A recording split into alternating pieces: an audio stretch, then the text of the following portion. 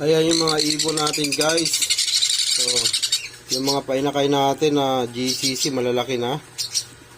So, ito napanalunan na to eh. Ito, napanalunan na to. Taga Nueva Ecija. So, yung raffle natin ngayon ay ito. So, yung isang San Junior natin, ito napanalunan na din, taga Antipolo. So, ito pa, dalawang San Junior pa. Saka meron pa tayong GCC. May kukunin pa tayo sa nest pack. Dalawa. So, ito, pineapple. May pineapple tayo. Pineapple yan. So, abangan nyo na lang guys sa ating raffle.